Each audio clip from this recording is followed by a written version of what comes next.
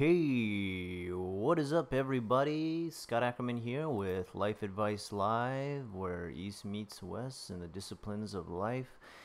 And today we've got a bunch of questions already lined up. I think I've got 8 here sitting to be answered that I missed last show. I want to apologize. I missed quite a few. And before we get started, I want to just pop open chat, say hi to everybody who's already on, and make sure that this time around I don't miss anybody's questions. We got Zero watching right now. Hi Travis. Hi Belgian dude. Hey Andy. Hi Ty. Oh Ty, you're tuning in. Nice to see, man. Matt, what's up, dude? Okay, I'm gonna give everybody a little bit of time to sign on here. Usually we start. It's the best way to study Japanese in the U.S. I'll answer that while we're waiting for everybody to get on. Christopher, the best way to study Japanese is grab a couple of books like Genki Japanese, Japanese for Busy People. And then if you can, go to some Japan guide forums or like japanforums.com and try to find yourself an online Japanese buddy that you can Skype with and do a language exchange. So maybe for an hour you speak in English to that person, and for an hour they'll speak in Japanese to you. You need to learn via immersion. All the books in the world can't make anybody fluent at Japanese. Hey, Jilly D. How's it going? Glad to see you around again. You're our mod for today, it looks like.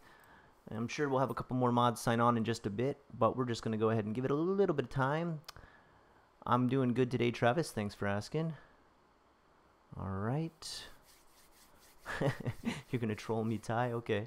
Let's see. What do we have? But say I'm moving to Tokyo in 3 weeks. I don't think I told you. No, I didn't know, Ty. You're moving to Tokyo. Great, dude. Glad to hear, man. Look up Japanese sentence mining. It works very well in my opinion. Yeah, some people are very big into the sentence mining or like the space replacement. Glad I'm finally able to catch a stream. Glad you are too, Piplup12. Swag Lord, there's a free course on. Oh, okay. You're just giving some. Mr. Boot, you got a new icon there. Logan, my girlfriend cheated on me.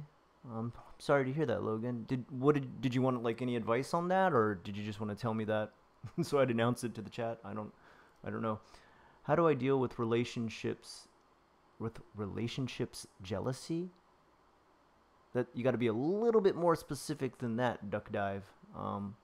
Like jealousy in what way and what kind of relationship are we talking? Parent, parent-child relationship, lovers relationship. You gotta really let me know what you're going on there with. Okay, life advice. I have to work in 4 hours. Should I watch the live chat or sleep? You should definitely sleep. Even though my name is Unrested, I do believe sleep is very important, and I wish I could get more myself. All right, Jaded Slave on in the mods. There we go. All right. I do have a problem that maybe you can help me with, if that's all right, Scott. Of course, Amber. That's what we're here for. Hey, Aonoichi. You've been on my channel for a long time, Aonoichi. I definitely remember that name. How can I get girls? You just get a big old girl net and you swoop the net over their heads, and that's how you get them. All right. How do you feel about? Oh, feel. Okay, you just written a bit wrong. All right. Kane asks, how do you feel about the tension in East Asia as of late in regards to North Korean provocation and them launching rockets close to Japan? I think one thing a lot of people tend to not realize is that South Korea and America are working hand in hand to have a they've got like a 4-point plan for what to do if a nuclear bomb was ever to actually come close to hitting Japan. I think a lot of people think like you launch a nuclear missile and then it just like hits like seconds later, but that's not quite how it works. It goes up, I think almost to space pretty much. I think it gets past like the stratosphere, and they actually have a plan in order to save both themselves, South Korea, I mean, and Japan. The American military works in alliance with Japan very well, and they also have like a scrambling plan for getting out there really quick to stop something like that from happening. I think South Korea and Japan and the American military all working together actually have a much better plan than what they're letting on to.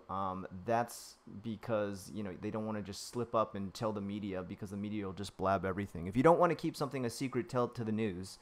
And that's not what they're going to do. You know, they want to keep kind of like their operations hush hush. So that's why you're not seeing that broadcast it. You're just seeing fear mongering broadcast it instead about North Korea. Let's see. Oh, Mr. Boot, what did you ask, dude? I'm not trying to ignore you, bud. Can you see when I write? YouTube chat had some issues. Okay. All right, hold on, bud. What did you write, dude? Hello, my people. Hello, Scott. Mr. Boots, what did you write about? I'll answer it. I got no problem. Okay. Amber asks, process of teaching me, but I can't get myself to swap from thinking, oh, whoops.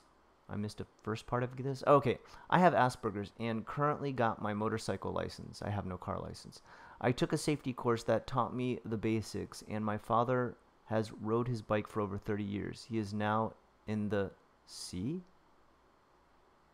What? I don't know what that means. Oh, he is now in the continued. That's what that means. Scott. He is now in the process of teaching me, but I can't get myself to swap from thinking of him as my father into thinking of him as an instructor. And when he does try to teach me with some negative criticism, okay, I feel like I'm disappointing him and need to know if there's a way I could have some help with thinking how to swap mentally to think of him as a teacher. I think the way you need to look at it is the reason your father would be critical when it comes to teaching you how to ride a motorcycle is due to the fact that, you know, his love for you wants to keep you safe. And the thing is a motorcycle can be ultra dangerous. I've seen the worst accidents I've seen have been on motorcycles on the road. So he's probably, while at the same time very interested in giving you the knowledge to be able to ride, he's also probably some part of him very stressed out or worried. You know, he obviously cares enough about you that he's taking the time to personally teach you to ride.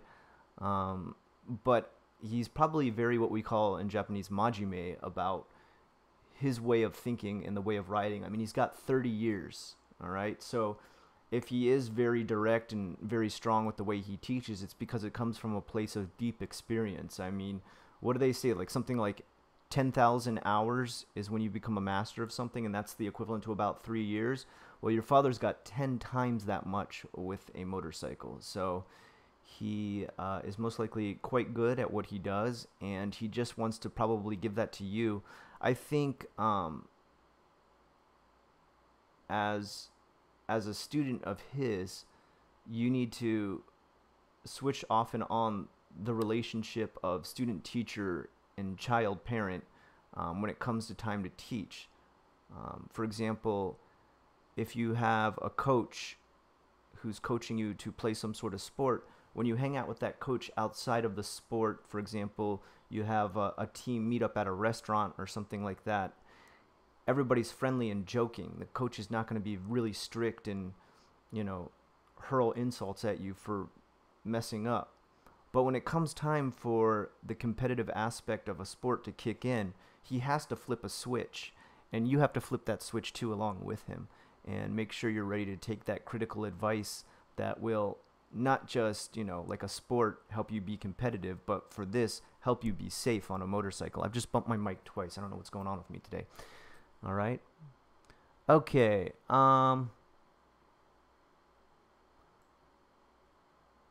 Okay. So, Mr. Boot, what was your question? I had no questions. I was just screaming, "What's up?" Oh, okay. I said, "What's up, Mr. Boots?" All right, dude. Let's get right into the issues. No, it's not really issues. Okay, so our first question is kind of an odd one. I didn't really quite expect this one. Juan, who's been with my channel for a very long time, asked what I think about Sota Fuiji. Now, probably most of you don't know who Sota Fuiji is. I've actually seen him in the news quite a bit, and I actually had to look up his name because I did not know this is who I had been seeing in the news. He is a Shogi master. He's only 20-something years old. He's really young, and he's won 29 Shogi matches in a row. and he's kind of just like tearing it up. He's the Bobby Fischer of the shogi world. If you guys don't know what shogi is, it's pretty much Japanese chess. If you've ever seen those pieces that have all the kanji on them, they're lined up on the board like a chessboard would be, but they're like arrows. They look pretty much like arrows. That is shogi. I would, if you want to really look into something that is complicated, look into how to play that game. I have tried to master the world of shogi, and although they call it Japanese chess, it's way more complicated than chess. It deals with all sorts of rules as far as how it's supposed to appear like a battlefield of old school shogun and samurai in the Edo era, and it is brutal to master. And this kid, I call him a kid because he's way younger than me, has mastered it so well that he's a prodigy at a very young age, and he's even beaten, what's this one guy's name? Oh, Hifumi Kato. And that guy is very well known for being one of the best players in shogi. So my personal feelings is that he's probably like some sort of mono savant when it comes to that. Does it say how old he is? 14 years old. Jesus, that's insane. He's 14 and he's that good? Okay, well, that's what I think. I think that's crazy. I can't believe he's that good at 14 years old. Oh my god, I thought he was older than that. I thought he was like at least 20. Wow, holy crap. And he's beaten like men who've played the game for ages. That's pretty wild. Okay. All right, guys, I got to jump into these other questions that people had already lined up for me. And if you have more questions after that, don't worry. The mods will go ahead and copy and paste them. And this time I actually will make sure I look at them. Mods, if you could please paste them into our chat, that would be perfect. Into our mod chat is what I mean. Of course, you understand that. I'm probably the only one who doesn't. All right, Adam C. says, is now a good time to come to Japan to teach English? I mean, it's pretty good. It's not any worse than it was in 2007 when I came. I'd say it's probably going to be getting better and better because, as most of you probably know, we've got the Olympics coming up. And the closer we get to time for the Olympics, the closer we get to needing more English speakers as an international community heads on over here. I don't know if you guys remember, but when China had the Olympics last, apparently the English business was booming during that time. People were freaking out to get any sort of English teaching that they could, even if it was just to be a volunteer at the Olympics. So I think that might eventually happen in Japan too. I hope it does, because that means I'll get a lot of students. All right, Ronald Wooten says, not means, how much harder is it for families over individuals to move to Japan? Well, a lot harder. I mean, it's way more crazy expensive. You obviously have to get visas for more than just yourself. You have to look into how to get dependent visas. You have to worry about if your spouse has a job or not, what he or she is going to do if they are not going to work in Japan. Or what job he or she can get if they do work in Japan. On top of that, I mean, you know, you're asking children to adapt to a Japanese-speaking world suddenly, which might be very difficult for some to suddenly switch from an English environment to a Japanese-speaking environment. So, I mean, you'd really be uprooting your family. I don't know. I'm more than willing to help a family to move over here, but I wouldn't suggest it. I think that would be, unless you had some very lucrative job offer over here as far as money is concerned, that paid, I mean, I would say close to 6 figures a year. I really wouldn't consider moving over here with your family. I mean, the job opportunities are limited in the sense of English only unless you have a Japanese speaking ability. Things in Japan are outrageously expensive, so I mean, if you're coming from an environment where you were used to paying pretty reasonable prices and now you want to switch to Japan, you know, and also it depends on what your healthcare is too. You got to think about your kids for healthcare. You know, you got to pay in Japan. It's not outrageously expensive like America is for healthcare, but if you're Canadian and you came from a place where healthcare is free to Japan, you might find yourself in quite a good deal of money if your kids have any sort of medical problems you need to take care of. I don't know. I would seriously, I mean, unless you were offered a really lucrative deal as far as moving to Japan, I really wouldn't consider uprooting an entire family to move there. Now, if it's just you and like one child, if you're a single parent, that would probably be pretty manageable. But I mean, you still better check with your kid to make sure they're going to be okay with being immersed in a Japanese only environment. All right. Oh my goodness, I don't know how to say this first name. Giancarlo Sans? Okay, Scat, I want to travel around the world and have a lot of experiences instead of working tons and stay in my company doing a 5-day, 8-hour job. My family is against it. What do you think? Well, I would say, you know, who cares what your family thinks? How long till you're married, you're buckled down, or you have kids, or you get into a long-term relationship, or you purchase a house and deal with a mortgage? How long before that all starts? I mean, I don't know what age you are right now because you didn't say it in this question, but I would say now is the time to get all that stuff done if you're in your like 20s or 30s or whatever. If you don't have a whole family unit with you, if you don't have any commitment to any kind of mortgage or any kind of loans you're paying off or any kind of credit, I say do it now while you don't have any of that stuff holding you down, because you definitely won't get to do it later, or if you do, it'll be after you retire. I definitely feel like if you have a wandering spirit as far as traveling the world, get it done before you make commitments to relationships and payments. Ratboy Radicus says, any advice for me to help someone in real life? That's okay. Here we go. It goes longer than that. I was gonna be like, that's way too vague. Okay, Ratboy says, a bud of mine has been down for the past couple of weeks. I wrote them off. I think you mean I wrote them off. I wrote them off as being in a mood, but it didn't get better. How do I reach out to him?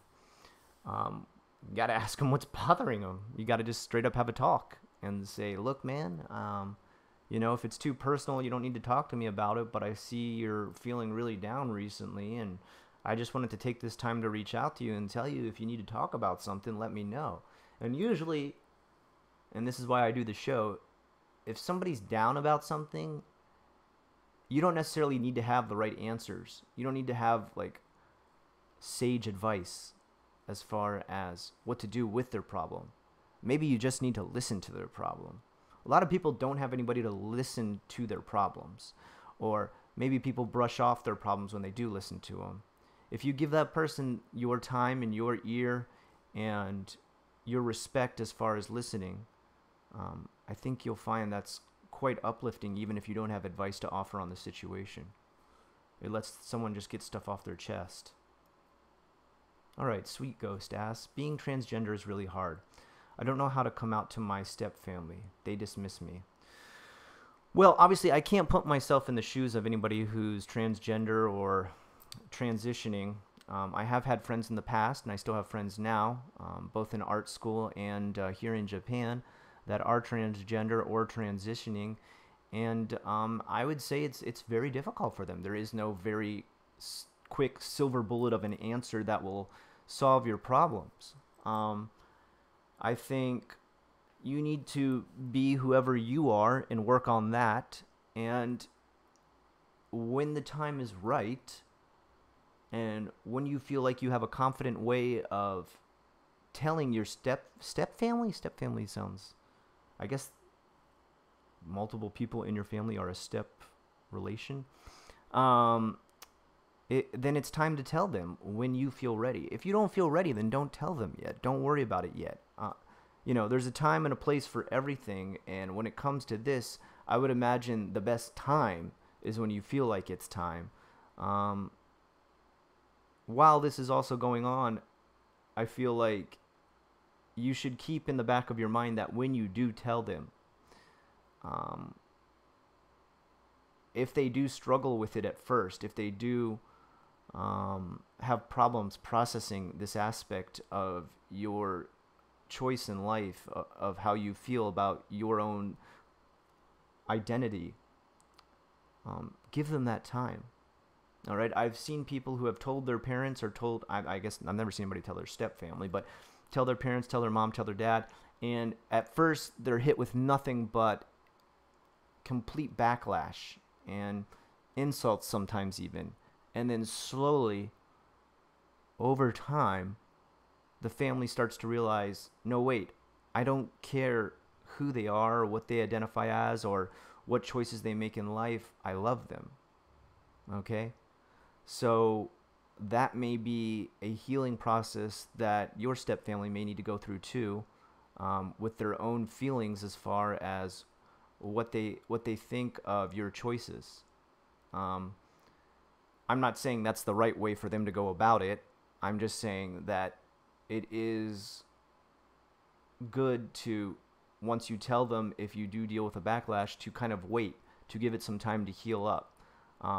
Sometimes people, not expecting a rather large lifetime announcement like that, react first with panic or insults, and this isn't their true feelings speaking. They're reacting only emotionally and not actually processing or thinking about things. So after they've done their emotional thing, which this is kind of the way people react to any big life change, they get emotional, let them kind of settle, process it, think about it, and then come back to you with how they really feel, tune back in with them in just a couple of months or however long it takes for them to process.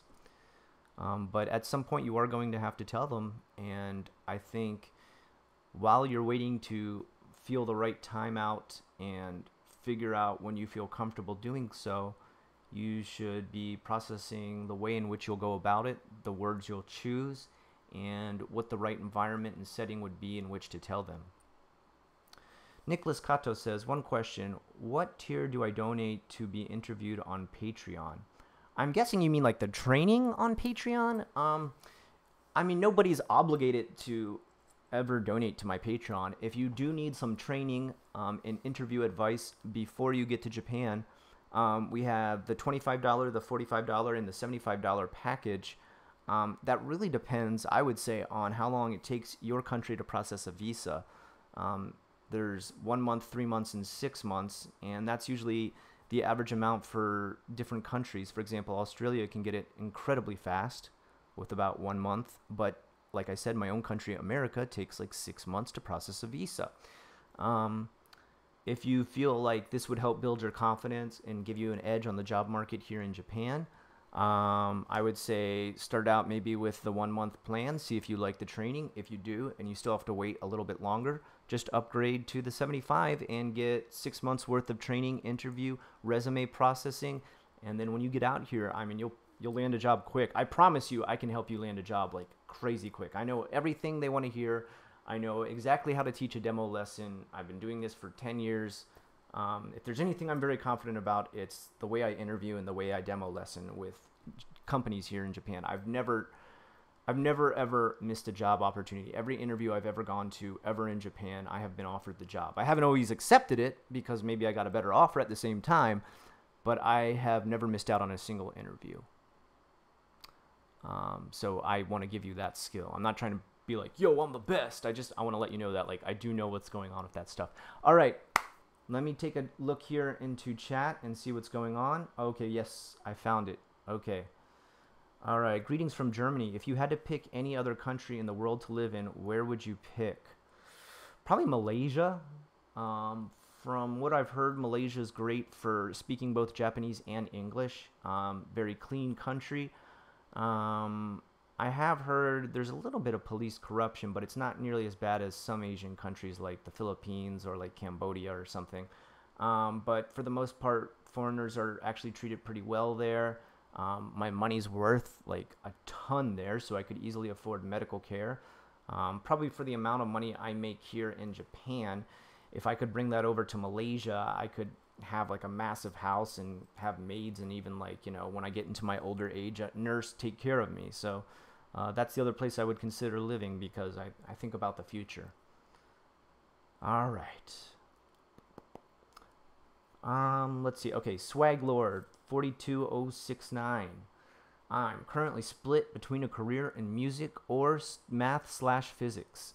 Music is the only thing that doesn't completely bore me in life. Sciences make me feel in control and gives meaning to my life. Okay. Okay. But what's the question? Are you trying to say like which one should you go through? Well, I'm guessing you're probably questioning which path you should follow as far as a career, and I would say music.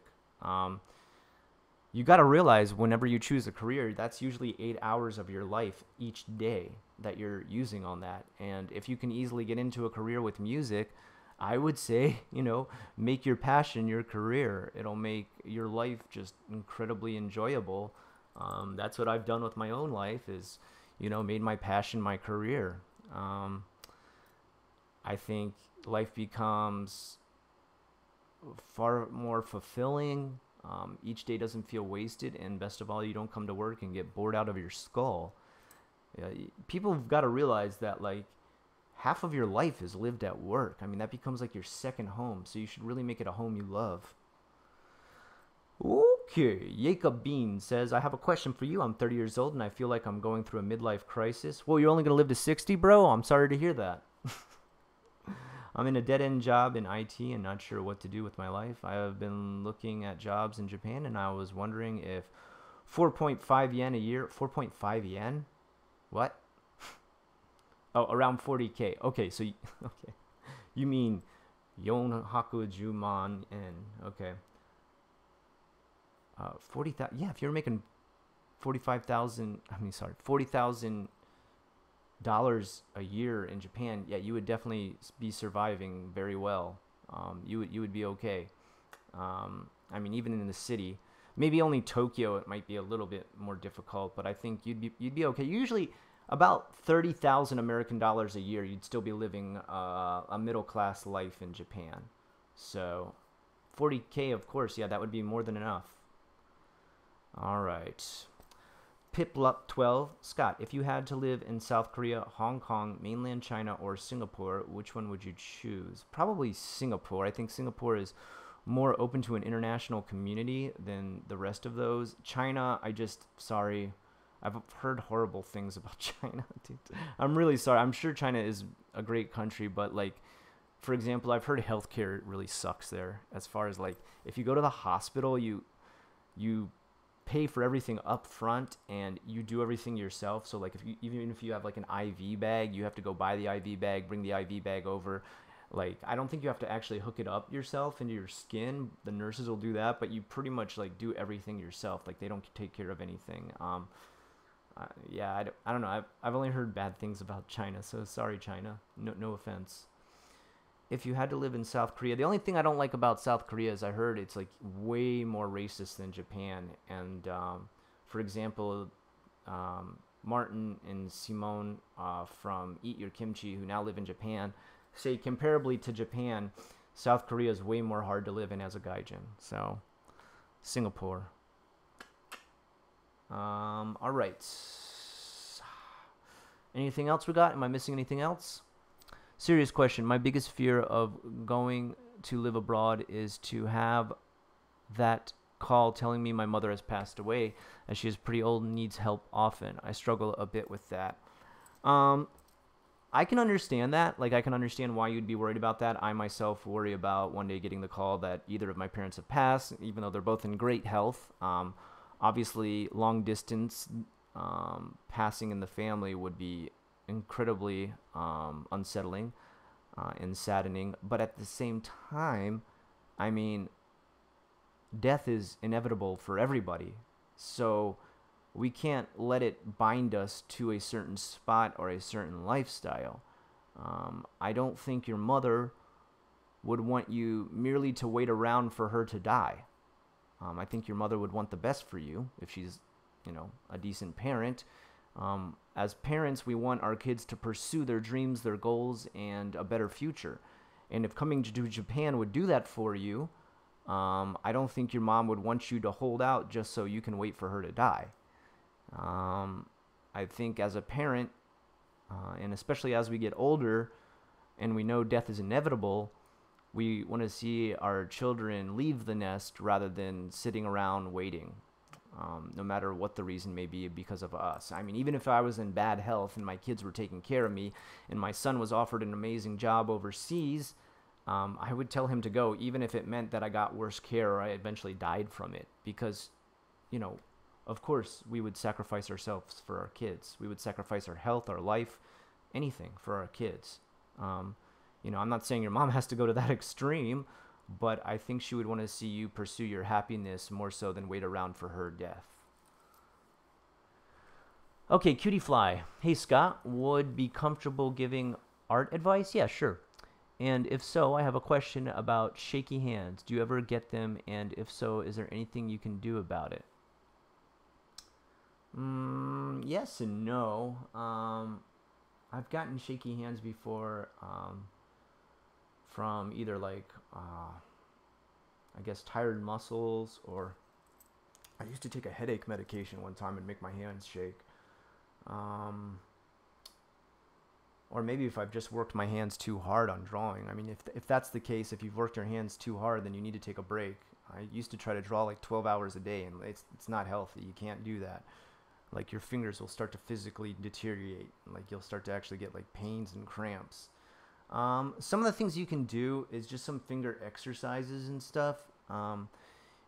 They say, whoever they is, other artists I've talked to before do a couple stretching exercises with their hands before they get started. And you may find this helps lessen the tension in your hands, as far as when we hold a pencil, we hold it tight like this in our hand. And what you're supposed to do to help those muscles stretch and help the ligaments and everything in your hand is push your fingers the opposite way.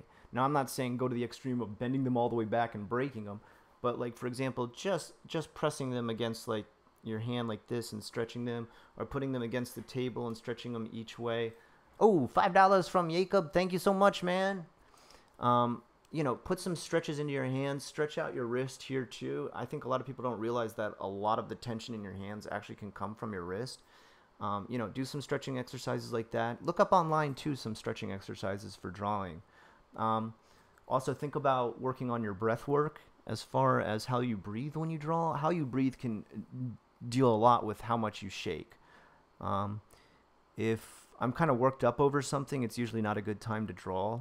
I need to stop and clear my mind. Usually take some deep breaths, drink a glass of water, and then calm down for a bit. At the same time, though, have you ever thought about using a shaky hand to work on a style? I actually have a style of drawing that I do where I purposely go out of my way to shake my hand, and it makes for some very, very interesting line work, especially if you want to make some very gothic, sort of deteriorating, veiny looks to your artwork. Doing a shaky hand can actually help do that. I used to do that quite a bit for my life drawing pictures, and it makes for these very strange, sort of almost watery or quivering pictures that give a lot of depth and feel and emotion to the picture. Okay, what do we got here next? I just saw something pop up into chat. All right, Quentin Desmeter says, I've got a question. As a teacher currently following my bachelor's degree, we are faced with a lot of different and unique situations. This year, I will have a chance to take a special internship that focuses on kids with quote-unquote problems like addiction, violence, and kids inside a closed institution, a youth prison. Okay, so it says also suicide, varying from ages 14 to 17. Okay. I'm pretty hesitant in signing up for this internship, although it would definitely be an awesome learning opportunity. However, if I choose for this kind of internship, I would not be able to participate in an international program. Both of them offer an incredible opportunity for me to learn. My question is, what should I do? What should you do? Do you have any tips? I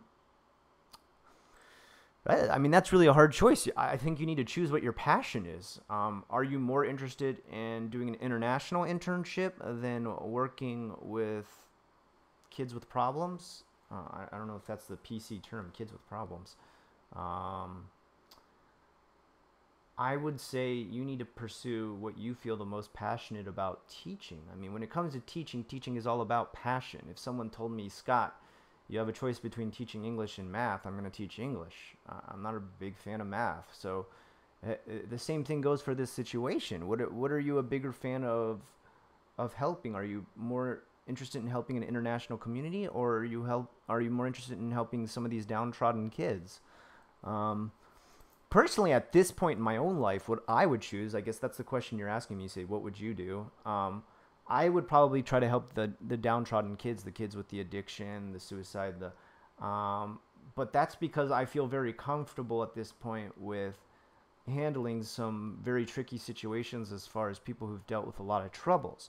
If you yourself feel like you're not ready for that part of your life, maybe it's not time for you to take that on. I mean, that's pretty heavy stuff, addiction and suicide. Um, if you do decide that that is your passion and you'd rather do that far more than deal with an international community, I would say definitely study up. And if you can, talk to somebody who's already doing the program. Oh, Michelle, $10 donation. Holy smokes. Thank you so much. You're the best, Michelle. Um, yeah, I would definitely say, oh my gosh, and now a $2 one from Armando. Armando, always donating. You're the best, man. Um, Thank you, everybody, for the donations today. Getting back to your question here, I mean, talk to somebody who's already working the program and see how they feel about it. Get some views from them. We really don't know what a job or even a teaching situation is like if we don't get to talk to the teachers who are in that situation. We need to get a real feel from them. What are the things that are obstacles to overcome while teaching this group of kids? What are some of the hardest experiences and some of the most rewarding experiences that these teachers have had? Ask them about that and see if that sounds like something you would be interested in. Don't just hear about the program secondhand and be like, I guess that's okay. By somebody explaining, oh, this is what the program is, try it out. Get an experience from a person who's been working it. If you can, I would highly suggest that. Okay. The manga, well, that Tokyo Hans manga I tried to make, I don't know if everybody knew about this, but I posted it up on my second channel called Scott Ackerman Vlogging and Gaming, and it was removed by YouTube for being too violent. That's why Japan News has also not continued. I did a follow-up to the story about the policeman who strangled his wife, and it was blocked.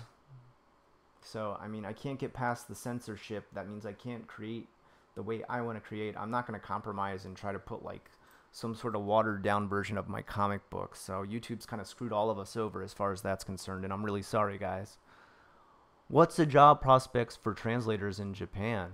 I mean, good if you speak fluent Japanese. Do you speak fluent Japanese? If not, then there's no job. As uh, I, I I feel like some people think translation sometimes is just being able to speak English for somebody else, but I mean, your Japanese has to be like perfect. All right. Have you ever considered posting it on VidMe? I actually tried to do VidMe for a bit. I don't know if this is just Japan because, VidMe doesn't have servers in Japan like YouTube does.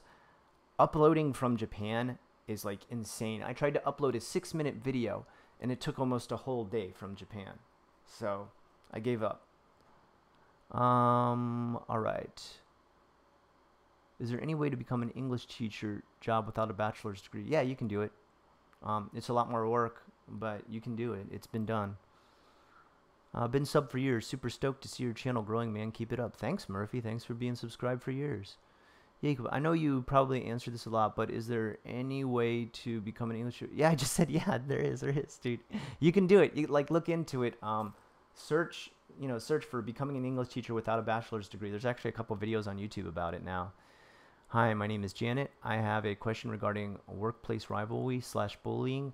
What do you do if multiple coworkers are plotting against you and making lies about you for the goal of getting you fired? I would quit the job. Sorry, I know that sucks. I mean, maybe you have to work it no matter what. That's a hostile work environment. If you're committed to that job and you say, you know what, Scott, I can't just quit, dude. This is my main thing, and I can't get another job anytime soon. And I have a passion for this job, or I love this job, I don't want to quit it, I would start putting away a nest egg full of evidence to protect you.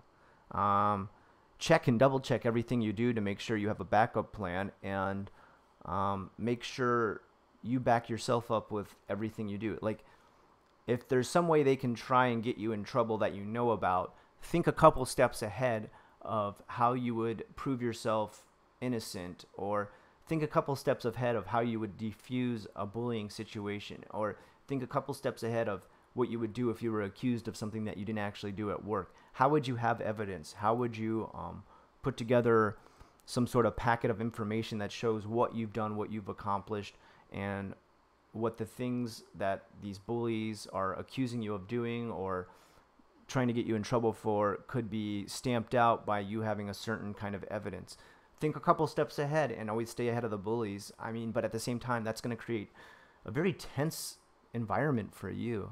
I really feel like the best situation is to, I mean, and if you can, I know this doesn't always work. It's almost like the same as going to school. You can let a higher up know if possible, but it may or may not work. It really depends on how your company reacts. If this is within Japan that this is happening, then probably management's not going to do anything about bullying. But if you can let a higher up know, I would do that. And if you can start to kind of hide away evidence that would help you in a damning situation, I would start doing that now. Back yourself up. No problem at all. Okay. Oh, Jilly, you got to go? See you, Jilly. Thank you for coming by again, as always. All right. Yeah, I mean, if it's hurting you every day, if it's stressing you out every day, I mean, you really got to ask yourself, is my life and my time worth this? Even if you've got to quit and take a lesser job, that's more healthy for your sanity and your overall, like, mental health. Oh, right. I sometimes flag my own videos for copyright infringement. What? Why would you do that? Are you just joking?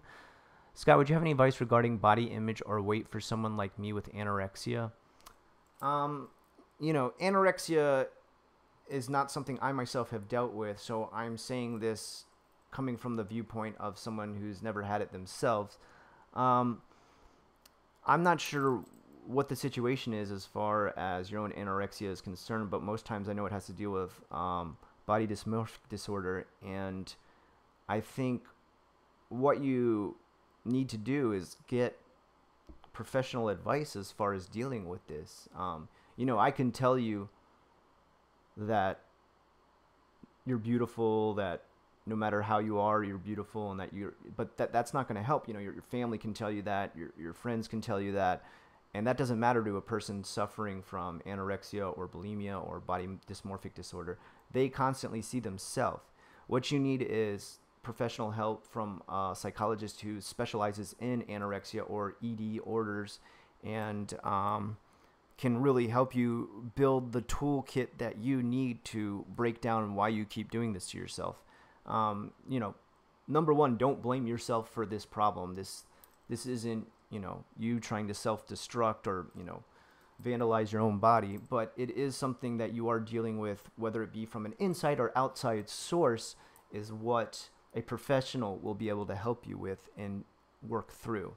So really my advice in that situation would be go to a professional, as I feel like I myself can't give you the proper toolkit by just telling you, oh, you're beautiful, don't worry about it, or just don't do that. That doesn't help anything. And this is something that is kind of out of my league as far as problems are concerned, life problems. I've never dealt with an eating problem, so an eating disorder, as they say. So I would highly suggest looking into getting professional help. I emailed you a really long question. It's kind of long, complicated, and deep, but any advice would be awesome. Oh, thank you, Ayase Aya, for the donation, $5 donation. Thank you so much. You rock. Man, donations today are off the chain. This is insane. It's amazing. Okay, Gabe, you emailed me a question. Did you email it to my main, to Scott Ackerman, or which one? Sorry, I've got a couple emails. All right, let me check. Okay. Stream question. Okay. Give me a second. It's loading right now. Okay. This is pretty long. That's not that long. Okay, I can easily get through this. No problem. All right. I hope you don't mind. I'm going to read it out right now. All right. First of all, I want to tell you how much I love your channel. I am a big fan. I really want to become a mangaka. That's a manga drawer for anybody who doesn't know, illustrator. In Japan, I love art, books, comic books, animation, and manga. Is it at least possible for a Westerner to publish a manga even under a Japanese pen name? I mean, sure. If you self-publish, if you want to get published by a publishing company within Japan, that might be pretty difficult. Anyway, I am transgender. I was born female, but I've always wished I was born with XY chromosomes. I remember feeling this way since I was 3, although I still wish I will wake up someday and be okay with my female body somehow. My dad is okay-ish, but my mom said when I sort of came out, she guessed it, I didn't say anything, so she can't kick me out. All right, hold on, sorry. She said, if I am having problems with who I am a weirdo, a lazy, creepy shit. So this is kind of what I was talking about earlier with the first person who asked about what they should do about coming out to their family as being transgender. You know, while this sucks, this is, you know, it's horrible to have to listen to people hurl insults at you, especially your own family. Do realize that sometimes this is the first emotional reaction that family will have. Sadly, this sometimes causes people to panic when they find out something about another person in their family life that they've never known. And especially when these are big life-changing events. And, you know, let's be honest here, you know, transitioning is a giant life-changing event. Or being transgender, coming out as transgender is a big life-changing event. So your mother's response here is emotional. You know, maybe this is how she suddenly feels when you say these kind of things and come out and show her your true identity. But I think over time what you'll find is after she gets over the initial shock and gets through hurling all these insults, she'll come back to the fact that she still loves you as a person. And if she can't come back to that, well, then, you know, you need to remove her from your life until she can. You know, part of being a parent is accepting our children no matter how or what happens to them or what they identify as or what they make as far as choices in life.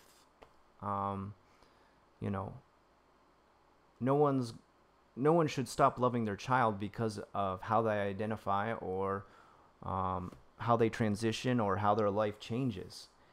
And I think most parents understand that.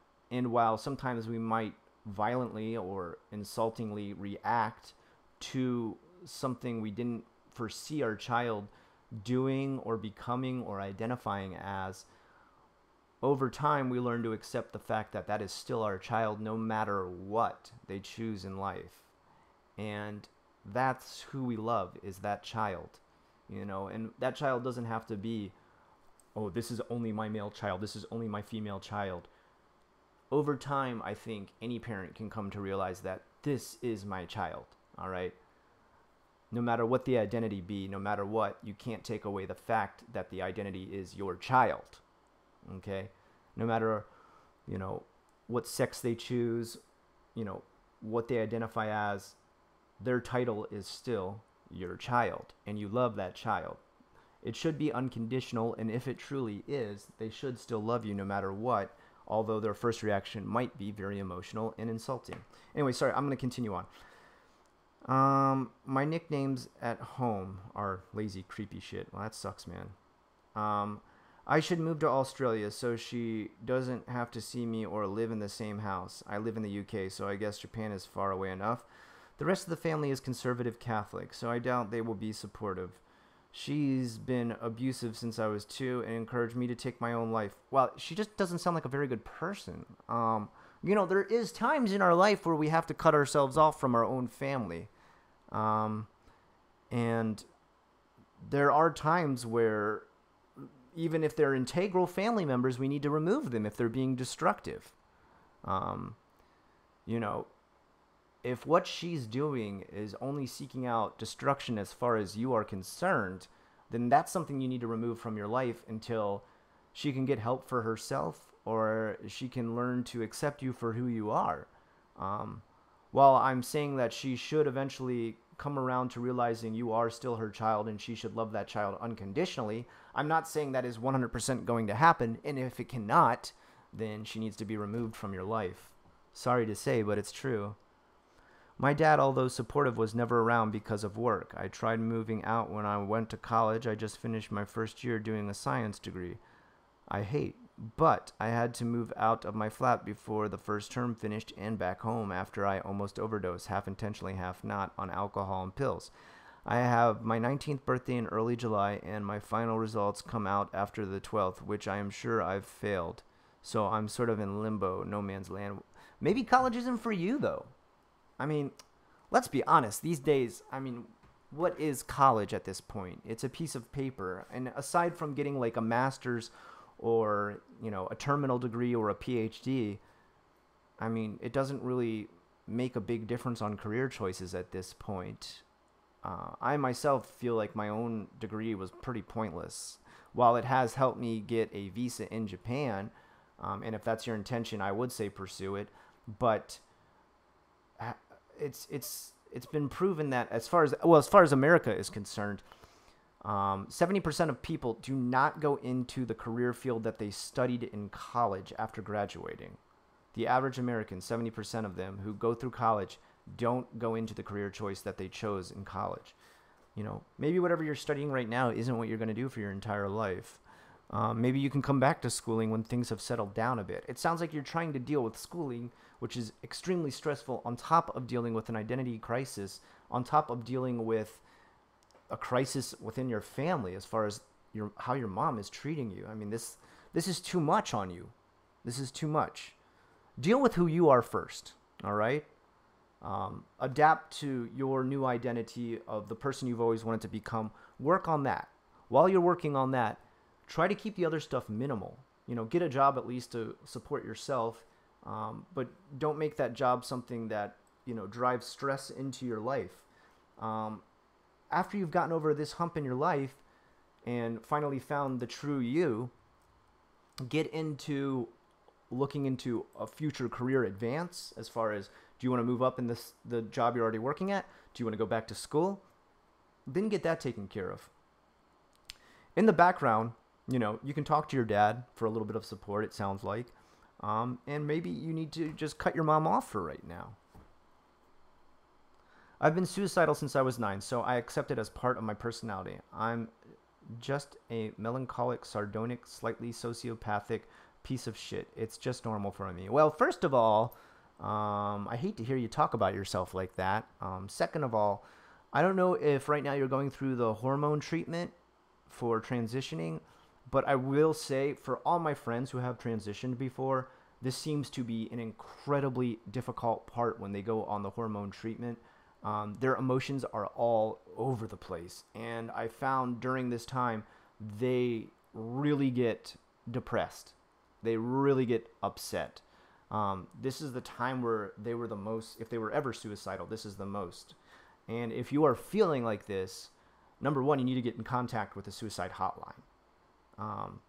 You know, this is not by any means a dig on what gender identity you are choosing. This has nothing to do with that right now. What this has to deal with is you need to protect yourself. You need to take care of your mental health first before you continue on with any of these other things you're working on at the same time. You're putting way too much on yourself right now. It sounds like way too much stress. And if you can eliminate some of it, for example, if there's some way you can cut your mom off from your life, I would highly suggest that. And I would highly suggest focusing on just you and your mental health right now. I moved home because I couldn't look after myself, but I use alcohol to numb the pain. Even when writing this, I'm 5'1" and have downed a whole bottle of red wine, only because I don't have a bottle of spirit I can drink.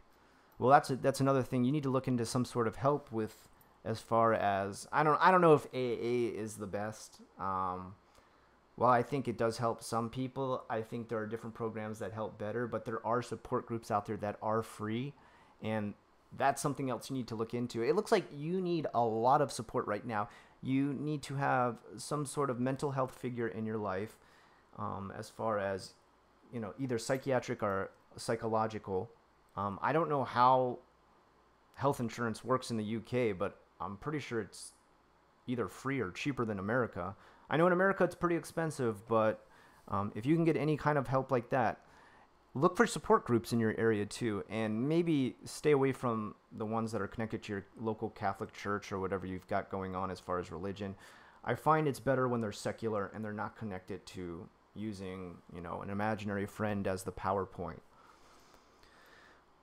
I day drink and self-harm to cope a lot. I've tried every type of self-help book: meditation, medication, hypnosis, exercise, diet, psychotherapy, CBT, group therapy, exercise, suicide hotline, counseling. Had a bad run-in with a pedophile. It was not good. Nothing really works or lasts long. Well then, have you ever thought about doing outpatient care as far as the level of help that you get? I had a girlfriend in the past who was depressed, like clinically depressed, not just talking about like, a lot of people write me that they're depressed, and I know they are. They're not lying about that. They're very sad.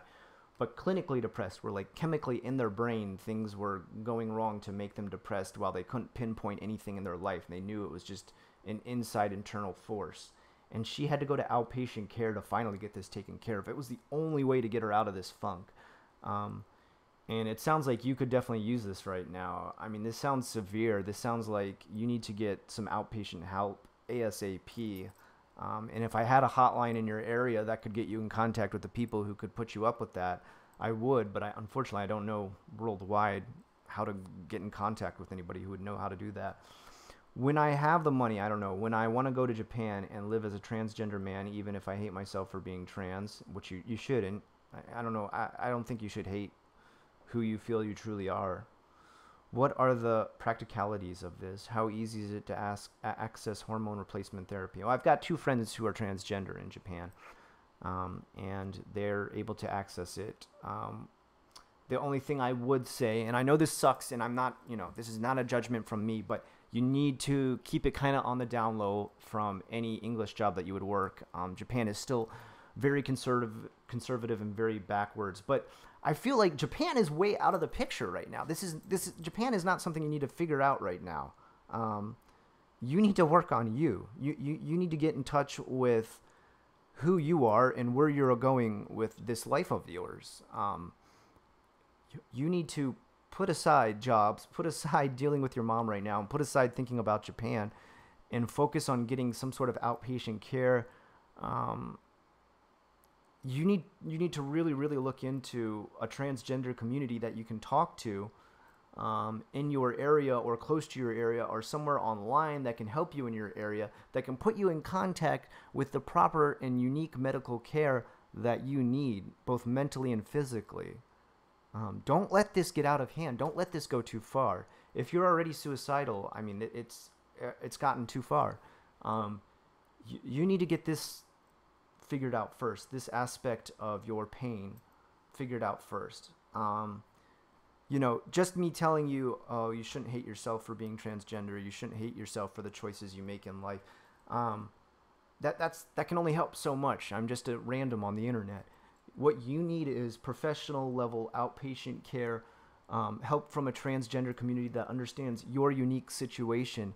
And all those loose ends need to get tied up before you even imagine moving to Japan. Because if you bring that over here, at first, maybe you can push out the sadness from your mind, for all this pain from your mind. But if you get to Japan and you bring all that here, you're putting yourself in a death trap, I swear. Japan is a nation where you can buy alcohol around the clock, okay? You can drink on the streets, okay? You're setting yourself up for self-destruction if you come out here now. There's too much temptation. Please take care of all this stuff first before you come out here. You're gonna be able to probably push off the sadness for a bit, enjoy the fantasy, the wonderful, amazing life that is Japan. But eventually you're gonna wake up one day and be like, okay, Japan is just my normal life now. It's not an exciting fantasy anymore, and all that sadness is gonna be like just a tsunami rushing back into your life, pouring back into every aspect of you. And alcohol is everywhere at every street corner and can be picked up left and right and drank throughout the day. It's a bad combination. Okay, you need to take care of this stuff first, but even think about it. Okay. Anyway, best of luck. I'm not going to say your name here because I don't know if you want all this personal stuff connected to your actual name. And like I said, look for that. Look for. I understand why these group help things haven't helped you in the past, but I think right now, if you're going to look for help and it's group help, it needs to be a transgender group that understands your unique situation and the pain that you're suffering. I can tell you from a straight white cis male's point of view that I think you need help, but that really can't help that much. I'm very limited in my perspective. As much as I, sympathize for you and feel empathy, I can only so much understand your situation. I think what you need is a unique help group, and if you can't find it in your, daily every life city or area, then you need to start finding it online and work from there. And I hope you can get help for all of this. Break away from the abusiveness of your mother. Find the true you, and once you've made it through all that, come back and talk to me about Japan, and I'll still help you get to Japan, all right? I'll still be here doing this program. I'll still be here helping people get to Japan. Take care of you first. All right. Let's see. Is there okay. I'm going to check if I missed anything in the meantime back in the chat. Give me a second, guys. All right. All right. Brian asks, is it true that in Japan, employers can look up the medicine you have been prescribed? I don't think so. I don't know how they would do that. If you call a doctor's office in Japan and ask for medical records, they're going to refuse that. So I don't know. I'm not quite sure how they could do that. I don't think that's true. If that is, if you've heard anything like that, I'd like to know the source that said it. Ryan says, this has been on my mind recently. How can you successfully switch from an unhealthy lifestyle to a healthy one? You have a really good grasp on moderation as a life tool, so I'm curious to know. Well, first of all, let me just tell you, if you're going to make a switch from an unhealthy situation to a healthy one, you need to do it slowly, okay? Some people, what I see them try to do is go from eating junk food and not exercising to dropping all the junk food, exercising, and trying to live a healthy lifestyle. You can't suddenly do that. You need baby steps to get out of an unhealthy lifestyle, or you're just going to collapse. Every healthy lifestyle needs a foundation, and whatever foundation you start on can either be with your food first, and then building into exercise, or vice versa. You can start with exercise first and build into healthier food. But if you tried to, place every single piece of a house together at one time, that house would collapse. Well, the same thing would go for your own self-discipline when it comes from switching to from an unhealthy to a healthy lifestyle. So please take it slow, take steps, change one thing in your life at a time. All right. Maybe today you say, all right, today, no candy. I can eat anything else I want, but no candy. All right. Tomorrow, I can eat anything I want, but no greasy food and no candy. All right. Tomorrow, I can eat any kind of salad I want with any kind of meat I want. All right. And then, keep going from there. Okay. Now I'm eating salads and, chicken, and today I need to work out for 15 minutes, and that's it. Just 15 minutes, not a long time at all. All right? Make it through 1 week of working out 15 minutes every day or 3 times a week. And then the next week say, all right, I'm going to make it 20 minutes now. You've only added 5 minutes on. Eventually you'll work up to 30 minutes a day, and you'll start to feel pretty fit. Once you start to feel the benefits, that's when it becomes far easier to stay motivated. But slowly work into those rewards. Don't try to give yourself every reward by suddenly changing everything in your life. You'll just fall apart. Your discipline will break. Osiris says, I've realized that no longer want a career in art. Although I just finished a 1-year course, it was very expensive. I want to tell my family that I want to study history instead. I don't know how to go about it. Any advice? I think they're going to be real mad about wasting money and going back to school again. Well, you just got to tell them. I mean, what's the other choice? The other choice is continue to waste money on an art degree.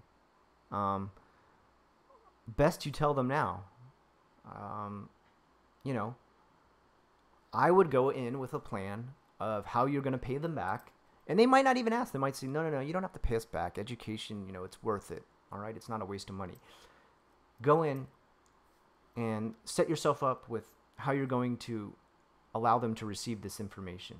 Are you going to call them? Are you going to see them face to face? Think about that first. Then you need to think about how you're going to deliver it. All right? Mom and Dad, there's something really important I need to tell you. I've made a very big career change or education change in my life. And before I go into telling you what I would rather study instead of what I'm doing now, I want to first let you know, thank you so much for supporting me for the first year of college or whatever this art program is that you went to. I plan on paying you back for it while I go into this next field or after I finish this next field of study. But I have come to realize that following art is not my passion. I want to do history now. But I realized at the same time, you guys had planned for me to follow through with this art degree. And while I really appreciate it, and I'm really thankful for all the money you've put into me getting this, now that I realize that this is my true passion of history, I do not want to waste another, penny of your money. I want to pay you back for everything that you've spent on my degree. And I now want to pursue history instead. And I understand if you're upset. I understand if you're angry. If there's any other way you'd like me to pay you back, let me know. But I just felt like coming out and being truthful with you was the best situation. And I think they'll respect you for that. If nothing else, for the fact that you didn't push them through years and years of wasting their money on a career that you never pursue. It may be hard at first, but I think they'll get past that. I think they'll respect the truth more than wasting money. All right, Freddie Filkins says, hey, Scott, I got to a university in Michigan and my club, all of my fellow American students try forcing Asian kids studying. Wait, what? Let me try to read this again. Hey, Scott, I go to a university in Michigan, and in my club, all of my fellow American students try forcing Asian kids studying abroad here into PC culture. It pisses me off. What are your thoughts? Yeah.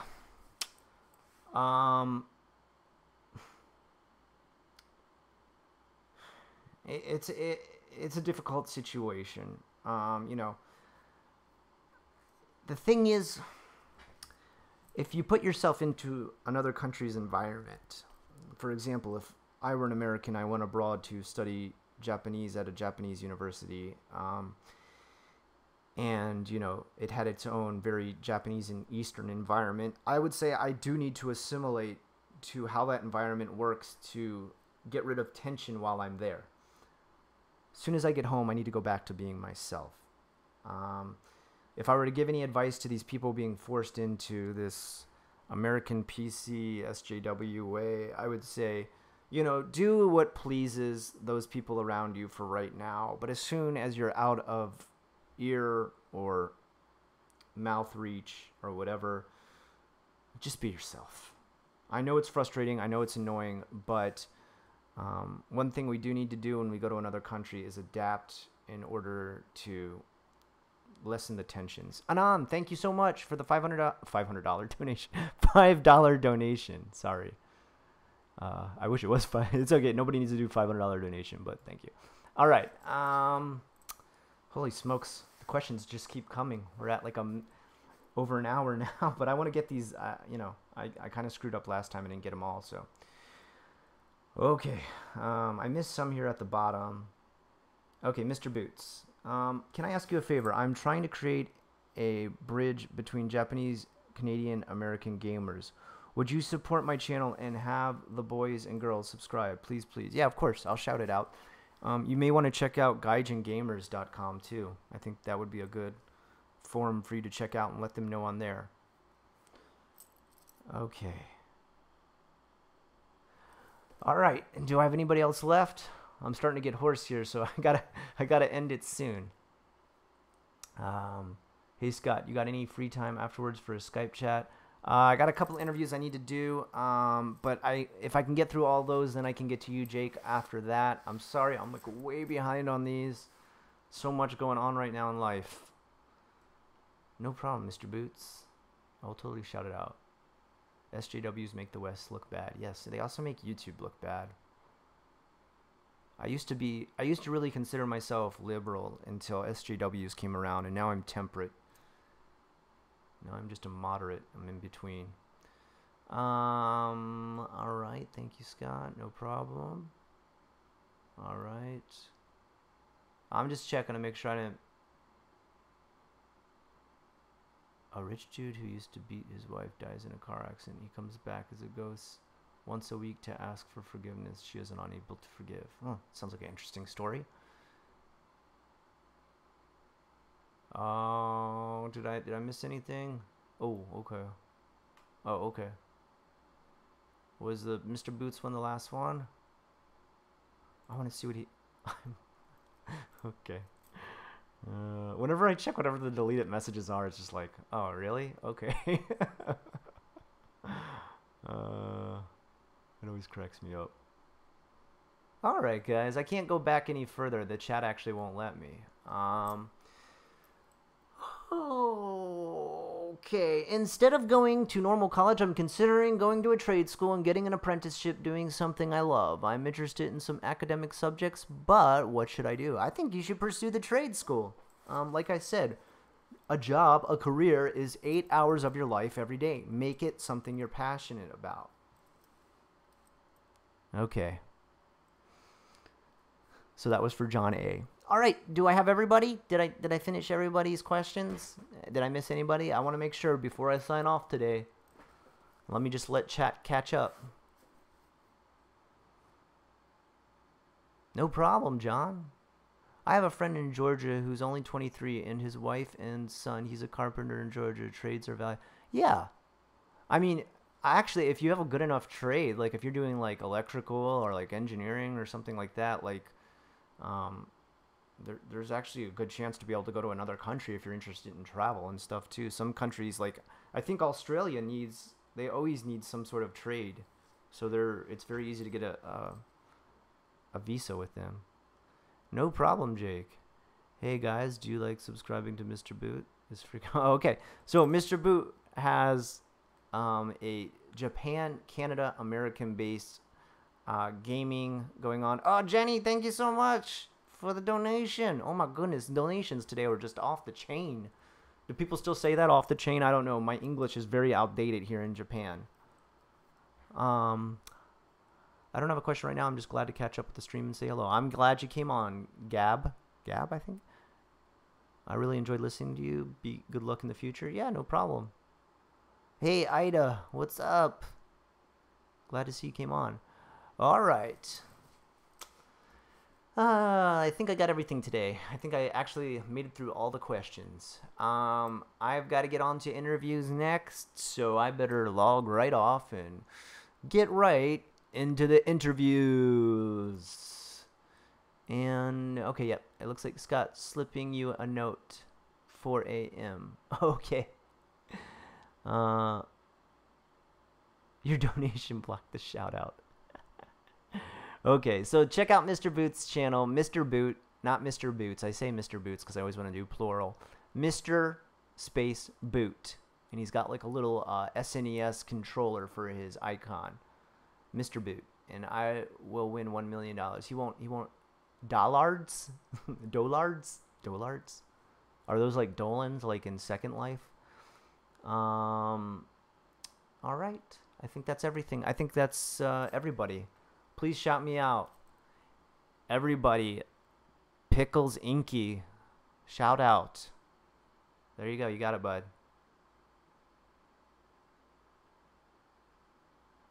The $5 Patreon level, the Google Hangout thing. When is this? What? Wait, what? I'm confused. Okay. I'm just confused at this point. I'm wandering aimlessly in my own stream, so I'm going to sign off and get right into the interviews. Yeah, no problem, Pickles Inky. And I want to thank everybody for coming on today. And remember, I'm here to answer your life problems, and although I may not always be able to help, I am always here to listen. Feel free to message me, IM me, use AOL Instant Messenger back in a time machine, or DM me on Twitter or SNS on Facebook with anything that's going on in your life that you need some help with, and I'll be there for you. Well, I'll try my best to be there for you. Hopefully, I can. And I hope everybody has a wonderful evening or afternoon or day. Until next time, this was Life Advice Live. Have a good one.